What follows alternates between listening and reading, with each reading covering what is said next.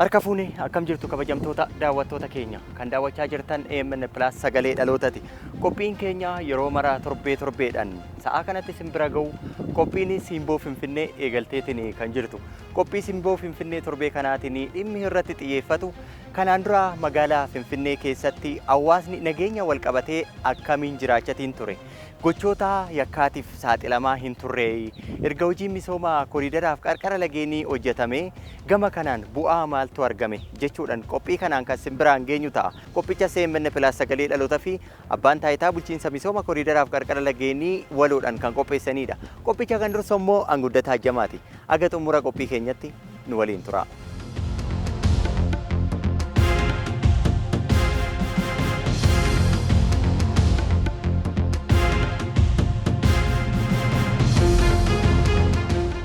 Kanaan dura ani jiraatas naannoo Birbirsa Gooroo Piyaassaa jedhamtee waamamtuudha. Naannoo kana saatii jiraannu turretti kun daariin bishaanii kun irriba kan ta'edha. Raangadeen kun bootaati irriba kan ta'u jechuun yoo iyyitayyuu namni dhufee sin dhageenye waan jedhamudha. Fiiktisa naannoo irriba kan ta'edha. As naannoo Piyaassaa kana gizee ati karaarra deemtu sa'aatii lamaan booda boorsaa dubartiirraa fuudhanii fiiguun ni jira. Sirkaas moobaayilii hatanii fiiguun ni jira. Duuka viidiyoo argachuu hin dandeessu. Kanaan dura wanti nu argine naannoo kana jiraannutti silkiin yoo an harkaan fuudhamne iyyuu goddanyoota koo biyyaa dhufaniitu tujari namaan wal arguudhaaf dawwalanii deemanu saatii jari harkaa fuudhanii bishaan kana keessa lixanu jira ture. Laga kana keessa nama dadhabaa harkaas ijoollee harkaa fuudhanii fiigu ture. Yeroo sana fiiganii bowwaa lixu naannoo beeksisni as keessa jiraatu waan ta'eedhaaf gibbii wal beeku wal dhoosku turan. Wal dhoosku turanii keessoo galtee as argachuu hin dandeessu. Yoo duuka viidiyoo argachuu hin dandeessu. Saatii poolisiidhaan riippoortii gootutti riippoortii mogootee deemta qorannee rageenya siin jedhu argachuu hin dandeessu sana booda. Halkan saatii sadiin booda deemuu hin dandeessu. Yoo nama lama sadii taatee deemteen alatti balaa gurguddaan nurra gahaa ture. Kanaan dura Finfinneen kana fakkaachuu hin dandeessu. Hin fakkaattis jennee yaaduu hin dandeenyu. Maaliif ilaalaa turre waan ta'eedhaaf as keessa deddeebi'aa waan jirruudhaaf jijjiirama yeroo dhiyoo booddeedha kan jijjiiramni kun dhufu. Kaleessa dheengaddaa namni namarraa qabeenya namaa haa ta'e yookaas immoo nama saamee lafa garagaraa seenee dhokatee ooluu ni danda'a. Amma garuu wantoonni kun hundi baay'inaan fooyya'anii jiru. Maanaam fakkeenyaaf Araadaa Waradaa Mistii kanan hojjedha garuu kanan argaa ture baay'eetu jiru. For example amma fakkeenyaaf wantoonni hojjetamaa turan namni silkii namarraa fudhatee tuubboo seenuu hin jira. Tuubboo keessa seenee dhokatee karaa biraa ba'uu hin jira. Poolisii mtillee hordofee qaamni nageenyaallee hordofee yerootti bira ga'uu dadhabutu jira. እኔ በራሴ እድሜ ያየሁት ani umrii kiyya kanaan gochoota hannaa fi yakkaa hedduu argeera. Hattootni meeshaalee adda addaa namarraa butanii ulaa garaagaraa keessa dhokachaa turan. Keessattuu nuti dubartoonni galgala sa'a lamaan booda deemuu hin dandeenyu. Moobaayila baafnee ittiin haasofna jennee gurratti yoo qabanne qilleensa irratti sirraa butu.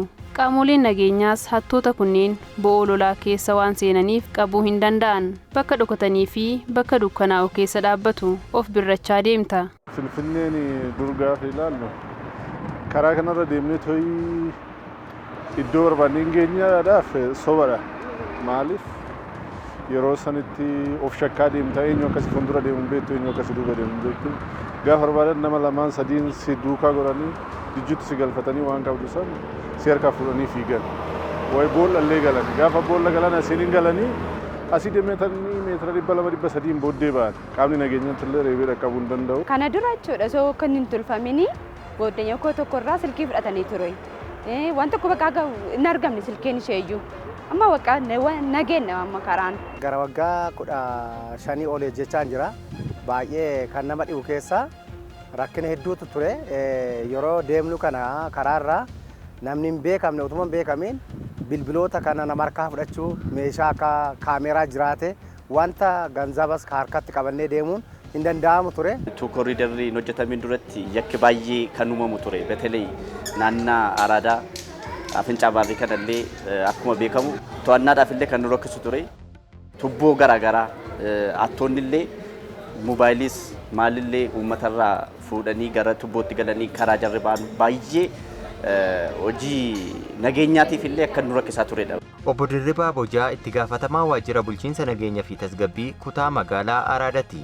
Hojii misooma koriidariin dura rakkoon nageenyaa akka ture hawaasni saamichaaf akka saaxilamu haalonni taasisan jiraachuu dubbatu. Nageenya qofaaf osoo hin ta'in jireenyumaaf iyyuu haalli mijataan hin turre. Kanaaf namni guyyaa guyyaatti qolee dhaamee kufaa guyya guyyaatti hatamaa, guyya guyyaatti butamaa, guyya guyyaatti saamamaa. Maqaan moggaafamni naannaa kana jiru hirriba kantuu kan jedhu kun mataan isaa yoo fudhattee ilaalte baay'ee sodaachisaa ture. Inni iyyitaa namni sii dirmatu hin jiru. Maaliif inni ba'e suni rakkoon isa irra ga'a waan ta'eef, rakkoon isa mudata waan ta'eef isa alaa miidhame ba'ee gargaaruu hin danda'u jechuudha. Kanaaf maqaan kun moggaafamni kun illee kan kenname. Sana keessa ta'ee namni moobaayila sirraa hatee, qabeenya sirraa hatee, laaptooppii sirraa fuudhee iddoon isaa rakkisaa waan ta'eef in seenaa lafti itti barbaadu jiru. Qaamolee nageenyaatii fi to'achuu irratti ulfaataadha. Poolisiin dhufee barbaadee argachuu hin danda'u. Haalli yeroo sana ture haala baay'ee yaaddessaa, sodaachisaa.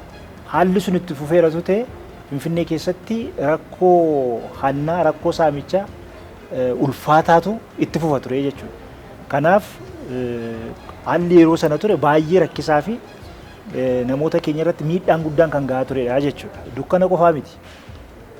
Bakkuma ibsaan jiru mataa isaatti haalli lafa sana ture, haalli naannoo sana ture nageenya irratti dhiibbaa guddaa qabaa jechuudha.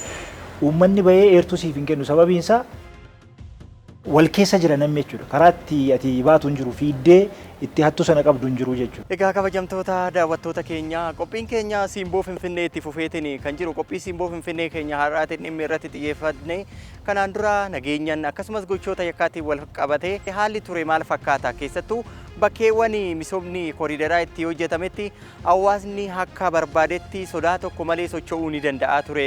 Erga hojiin misooma koriidaraaf qarqara lageenii hojjetame bu'aan dhufe gama kanaan maal fakkaata jechuudhaan qophii kana simbiraan gahaatiin jirra. Qophiin keenya ammas itti fufee jira. Nu waliin tura.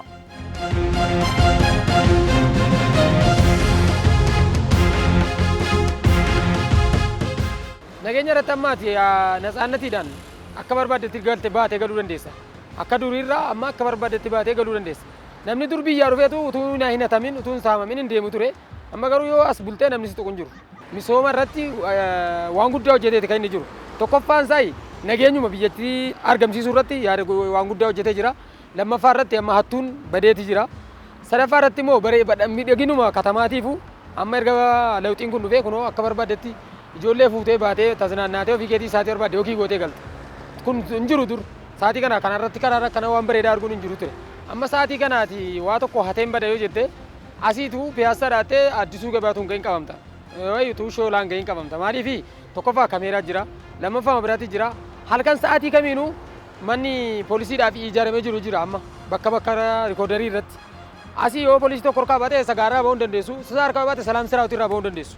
Kan biraa bootaa biraatii yoo hattee baatetu kameeraadhaan qabuu dandeessa. Amma ergasii kameeraan hin jiru ture.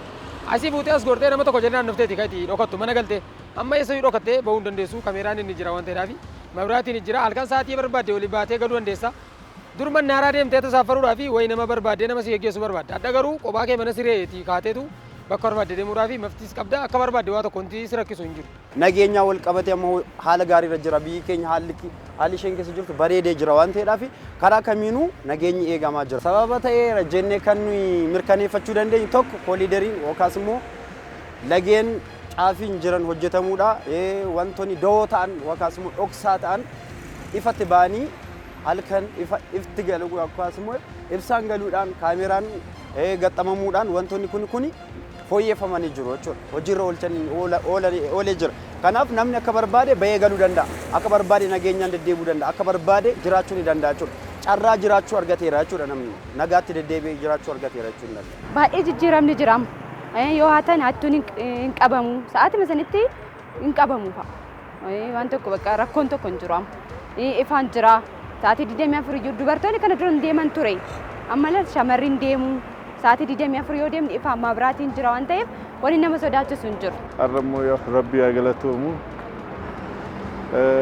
Kantiibaa keenya isaa galatoomte guddaa deemsa nuti deemnu hundayyuu taaksiyyuu dhiisneerra amma lukaanii harki caalu kan deemu uummata laallu kun hundi isaa lukaanidha kan wakii godhu iddoo barbaadde iddoo aara galfiin illee jira sochiin gaaddisallee gaafa keessa deddeemtu jira waan ta'eef yaa jijjiirama gaariitu jira inni yaanna fakkeenyaaf naannoo kana yeroon beekutti baay'ee xuraadha at least naannoo kanarraa naannoo naayit kilabii maal ture yeroo san galgala sa'aatii 12 booddee deemsillee yaadamu maaliif eenyu akka achi beeto nama harkaa butee bakka galamuun beekamu waan ta'eef akkas ture har'a kun akka barbaanetti bashannannee lukaan deemnee eessa deemnee qilleensa gaarii fudhannee deemnee galaa jirra. አሁን ግን ያ ሁላ ቀርቶ አልሐምዱሊላህ በጣም እኛ ብርሃን እንጂ ጨለማ amma garuu rabbiif galanni haa ta'uuti dukkanni suni hafee ifa keessa jirra balfi hattootinis hin jiran akka feetetti daandiirra imaluu dandeessa ulaa fi da'oowwan isaan keessa dhokochaa turan misooma koriidarii fi qarqara lageeniin diigameera waan nama gammachiisutu magaalaa Finfinnee keessatti hojjetame. misooma koriidariitii wal qabate wanta bal'aatu hojjetamee jira daandii makee qabattee deemtaa namumaan iyyuu baay'eetti walitti hin buutu sababa kanaaf guyyaa toon taane halkan illee karaarra yoo deemte ibsaanii sirriitti galee jira kaameeraa illee ni jira ifoomaan waan deemnuu fi waan tokko rakkina akkasii waan uumamu hin jiru hagammaatti gaa waan quunname hin jiru baay'ee namatti tola. Koriidariin edda hojjetameen booda sun yakki sun illee dhaabbatee baay'ee kan namatti toludha. Koriidariin hojjetamuun duratti ifni illee hin turre kaameeraan security kaameeraan hin turre amma garuu edda koriidariin hojjetame teknooloojiin babal'atee security kaameeraan illee hin argama. Kanarraa kan hafe immoo halkaniif guyyaan illee kan wal addaan ba'amne jechuudha. Baay'ee kan ifaan to'atame hojii nageenyaatiif illee baay'ee kan michuu ta'e argamudha jechuudha. Amma yeroo kanatti kan beekamu duraan wanjal yookaan yakki baay'ee uumamaa ture. Amma garuu yakki dhumaadhumatti hin jiru jechuun ni danda'ama. Uummannis koriidarii kana eeggachuudhaan ofii bayeeguudhaan hojjettoota nageenyaa kan gargaaraa jiranudha. Ammas kanarraa kan hafe immoo baay'ee kan namatti tolu hawwachiisaa daawwiidhaaf kan dhufan illee nageenyi jaraa eegamee fi nagaadhaan ba'anii nagaadhaan kan galanu akkuma kana immoo uummanni illee itti bahee kan eegaa jiru በተለይ akka araadaa ክፍለ ከተማatti baay'ee kan namatti tolu baay'ee kan nama gammachiisuu fi nama hawwachiisu yakki yeroo dura uumamaa ture amma kan jiru baay'ee garaagarummaa qaba dur dukkana. Erga koriidarri kun hojjetame inni guddaanii fi inni jalqabaa bu'aan inni fide nageenya irratti amansiisaa akka ta'u taasisee jechuudha. Tokkoffaa karaan hin bal'ate. Lammaffaa ibsaan akka garaa teknooloojii adda addaatiin yookaan immoo kaameraan bakka adda addaa irratti hidhamee jechuudha. Inni kun immoo walitti gaafa hidhamu nageenya naannoo sanaa mirkaneessuu irratti uummanni sun ofii isaa nageenya isaa bahee akka eeggatu gochuu irratti maaliif ibsaan akka garaa jira karaan akka garaa jira namni bahee karaa irratti si eeggatu hin jiru ofitti amanamummaan uummataa dabalaa dhufee jechuudha. Shakkii malee deemee daldala isaan daldalataa inni tokko rakkoon illee uumame bahee wal deeggaraa bahee wal gargaaraa. Kanaaf nageenya irratti nageenya amansiisaadha koriidariin kan inni fide jechuudha. Amansiisaa qofa otoo hin ta'in uummanni qaama nageenyaa deeggaree akka inni deeggarsa kennu akka inni eertuu kennu ofii isaa qaama nageenyaa ta'ee poolisoota keenya deeggaree gargaaree akka nageenyi kun mirkanaa'u akka inni eegamu taasisuu keessatti roolii guddaadha kan koriidariin kun fide jechuu dandeenya jechuudha. Bakkeewwan misoomni koriidaraa fi qarqara lageenii itti hojjetametti har'a hawaasni sodaa nageenyaa tokko malee bashannanaa socho'aa jira kan jedhan jiraattotni magaalattii misoomichi babal'achuu qabaa yaada jedhu kaasu. Naannoo dhumaanii jiraadhu kanarraa kaasee on siime as naannoo Piyaasaati as Arakiidoo Magganaanyaa amma Saarbeetitti hojjetameera. Garuu as Atikiltaraa kanatti asimaan Piyaasaa Atikiltaraa Atoobistaraa Anwaar Masiidiitti yoo gabbuuteen hojjetamne wanti kun. Takla Hayimaanotiin yoo deemte Atoobistaraa amma namni deemu baay'ee rakkinatu irra ga'a. Naannoo Gojjam Barandaa Anwaar Masiidii Abbaa Korraa Safariidhaa kaasee amma Atoobistaraatti rakkoo cimaata irra ga'a. Ammayyuu taanaan sa'aatii ammaa kana rikodarii waan hin geenyedhaa fi kanaafuu inni immoo gara fuulduraatti taasifamuu danda'a. Akka hojjetamu inni barbaanna akka jiraata asitti garuu gara sana irratti ammas rakkoo baay'ee jira. Halkan amma taajjabbii nama ayyar xeenaa eessa deemee biyya deemuudhaaf deemu yoo argite hattoota baay'ee jira. Poolisoonni utuma jiranu gidduu godhuudhaan hatanii kan badu ni jiru. Sa'aatii 3-4 booda naannoo Gojjam Barandaa kana deemuu hin dandeessu. Ammaayyuu misoomni amma nurra ga'e nuun argine kuni bakka hunda ga'e namni hundinuu natsaannatiidhaan naannoo Finfinneetti jiraachuu qabaadha kan hin jedhu. Misooma kana kan eeguu qabu nama tokko lama osoo hin taane namni hundumtuu itti gaafatamummaa mataa isaa bahuu qaba. Kana jechuun ani itti gaafatamummaan irra jiru bahuu qaba. Jiraataan naannoo sana jiraataan ganda keessa haala magaala kana hundumtuu itti gaafatamummaa isaatti laatamee bahuu qaba jechuudha. Namni kamuu kan kooti jedhee ofitti fudhatee hojiirra oolchuu qaba jechuudha. Misooma kana yaa'u jalqaba irratti uummatatu eegaa uummanni immoo eenyu wajjin eegaa qaama nageenyaa wajjin gaafa rakkoon tokko uumamu atliis waan tokko illee lafa kana irratti gaggataa deemu uummanni fakkeenyaaf anis atis namni jiru maaf asitti gatte iddoon balfi itti gatamullee jiraata waan ta'eef iddoo kanatti maaf gatta miidhaginni magaalaa eenyuuf gaafa jennu kanuma keenyadha waan ta'eef fayyaa keenyaafillee haala galfii keenyaafillee ofuma biraa qabna waan ta'eef keenya immoo ajeessaa na boru gara biyya biraa biyya namaa deemnee too'ii hin daawwannaa jechuurra kan keenya qulqulleessinee qabannee too'ii isuma kan keenya kanatti bashannannee taphannee akka barbaannetti baanee akka barbaannetti osoo gallee gaariidha waliin eeguu qabna qaama mootummaa bichaas jechuu hin qabnu uummanni kamiyyuu walqixa eeguu qaba kan eenyuti kan kanaati kan saniiti kan jedhamu hin qabudha. Qulqullina hin qabnedha. Lammaffaa maabiraatiin hin jiru. Sadaffaa haalli itti deemtu kun haalli namni waa sirraa butee badu hatuudhaan si harkaa fuudhee deemuudhaan yoo si harkaa fuudhellee poolisiin illee hordofee bira ga'uu kan hin dandeenyedha. Kanaaf rakkina akkasiitu jira. Otoo idduma hundaatti waan akkasii haala danda'amee miijatee baay'ee ta'uu namatti tola. Kanaan dura magaalaa Finfinnee keessa misoomni kana fakkaatu dhabamuun jiraattotni magaalattii hannaa fi balaa adda addaaf saaxilamaniiru. Qaamoleen nageenyaa rakkinicha to'achuuf wayita sochii taasisan miidhamaniiru. Miidhaan illee tsattaa akaalii irratti miidhaan ga'uu danda'a. Garuu amma sun hundisuu kooriidariin iddoo hojjetame booda nageenyis karaa qulqulluudhaan yakka kan hojjetanus qabuuf illee to'achuuf illee baay'ee michuu kan nu ta'edha. Dhimma nageenyaa hojjechuudhaaf baay'ee kan michuu ta'ee amma garuu kooriidariin baay'ee ifatti baasee kan mul'isu akkan silasii kaasellee kaameraan wantoonni garaagaraa kan sirraatanii fi michuu kan ta'e jirudha jechuudha. Bakki tokko nageenya eegsisuudhaaf rakkisaadha gaafati jettu warra miidhaan irra ga'e qofa osoo hin ta'in warra miidhaa sana to'achuudhaaf dhaqan irratti miidhaan hin ga'a jechuudha. Dhagaan itti guuramaa ture guuramuu qofa osoo hin ta'in rukkutamaa turan karaa duubaa dhagaadhaan rukkutamaa turanii yaalii garbiraatti irratti yaadamaa ture. Kanaaf qaamni nageenyaa iddoo sana dhaqu warra sana nageenya isaanii to'achiisu qofa osoo hin ta'in ofiisaaf illee shakkaa deema duuba isaa shakkaa deema jechuudha. Kanaaf ulfaataa ture haalli yeroo sana ture jechuudha. Keessumaa araadaa keessatti namni araadaa hin beekne jira iyyaadu naannaa kana Finfinnee keessa jiraataa ta'e jechuudha. Guyyaadhaan keessa ba'uudhaaf akkoo bakka sodaachisuudha. Keessa dabartee darbitee bakka barbaadde dhaquudhaaf yeroo itti sodaachisu ture. Halkan mitiitii guyyaa keessa darbuudhaaf yeroo itti sodaachisu ture. Naannaa amma araadaa paarkiin itti hojjetame kana irriba kantuu bakka jedhamu kana keessa darbuuf yeroo itti shakkaa deemtu ture jechuudha. Kanaaf qaama nageenyaa keenya rakkoon guddaan gahaa ture yeroo sana. Duubaan dhagaadhaan rukkutamaa, duubaan ofirraa eegaa, uummata eeguudhaaf, uummata tiksuudhaaf, hattuu sana hordofanii qabuudhaaf yaaliin ture, wallaansoo ture jechuudha. Isa kana cabsee kooriidariin, isa kana bakkaan ga'e kooriidariin jechuudha. Kanaaf amma irratti dhuftee araadaa gaafa ilaaltu naannawa sodaachisaa ture sana yoo ilaalte guyyaa miti isaa 24 yoo keessa deemte hin quuftuu jechuudha dhugaa dubbachuudhaaf. Uummanni naannaa kana jiru amma fudhattee ilaalta akkan dura siin jedhe ofiisaa nageenya isaa eeggata. Qaama nageenyaa wajjin warra gaachana sirnaa kana wajjin poolisii wajjin eenyu wajjin ta'e nageenya isaa mirkaneeffataa jira jechuudha. Kabajamtoota daawwattoota keenyaa egaa qophii keenya har'aa Siimboo Finfinneetiin dhimmi irratti xiyyeeffannee kanaan dura magaalaa Finfinnee keessatti hawaasni akka barbaadetti bayeetiin galuu danda'a ture. Gochootni hannaa fi yakkaa wal qabatan yoo mudatan illee to'achuudhaaf haalotni mijatoon akka hin turredha kan kaasanii erga misoomni kooriidaraa kun hojjetame halkan guyyaa akka fakkaatu nu kaasaniitiin kan jiranii.